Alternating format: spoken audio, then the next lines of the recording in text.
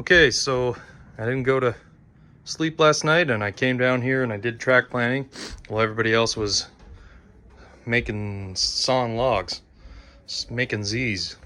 So I've got the track figured out. I just need a little bit more foam.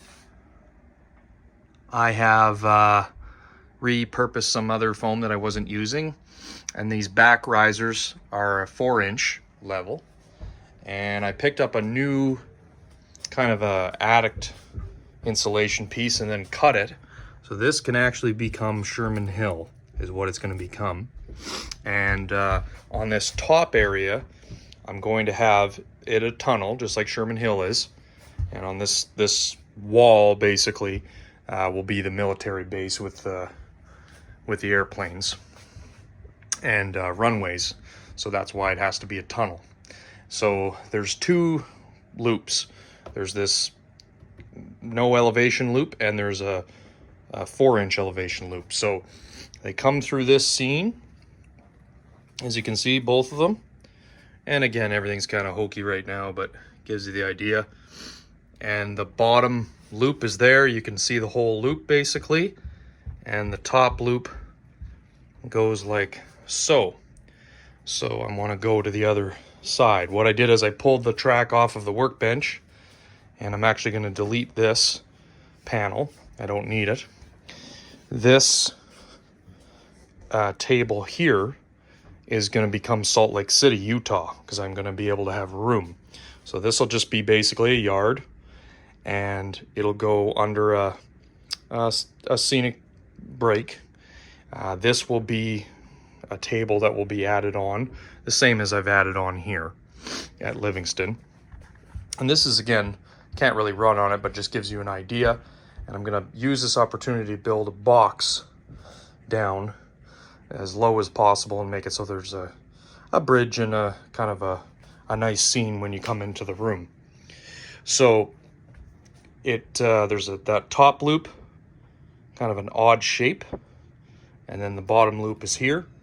And I don't have this on the right riser height. This is on 2-inch. That's why I need more 4-inch or additional 2-inch. This is that top loop that is now at 4 inches. And that's how it returns. That's connected right there. And the bottom loop is this double track that you're seeing go underneath. And there's a station here for, could be Green River, I'm not sure, somewhere in Wyoming. And this will actually go, I don't have the return loop. I'm going to build one more shelf as a return loop inside the closet. So the bottom loop will be here, comes out, goes all the way around. So that's where that locomotive is there. You know what? I can actually turn this on. Should fire up. So it goes behind the roundhouse.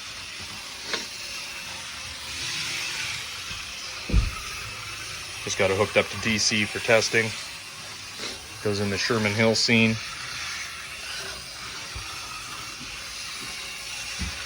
And we'll go around this loop here.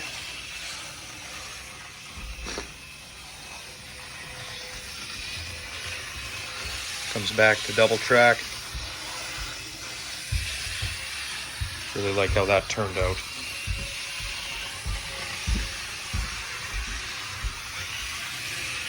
Goes back basically the same way on the opposite track. Big long dog bone is what it is.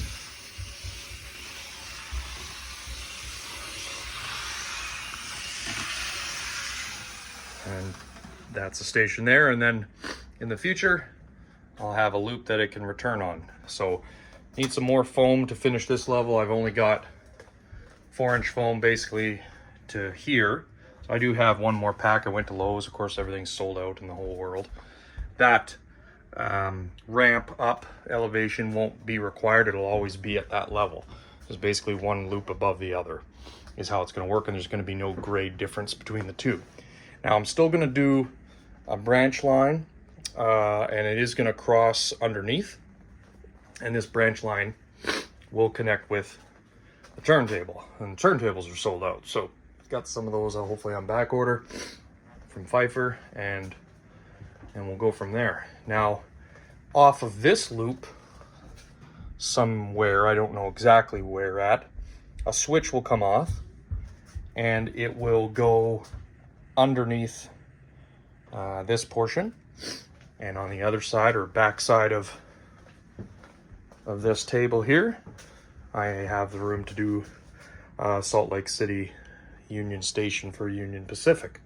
If I do that, I can run these yellow cars with SP daylight engines for the era that I have. I did some research and run the Overland Limited where they would switch engines. So basically this yard is the rest of the world, or continues to California.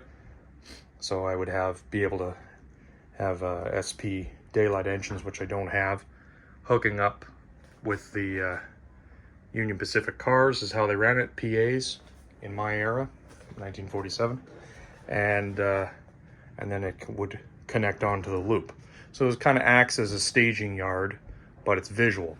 Now this is nothing on what I have for buildings. I have way too many buildings. I'm actually going to be selling off on eBay a whole bunch when I have them listed. I'll let you guys know. But I have a lot of downtown really fancy buildings, like as an example, that I wasn't able to use in other areas. So I have a lot of this style of building, and that's why I'm thinking of the Salt Lake City connection.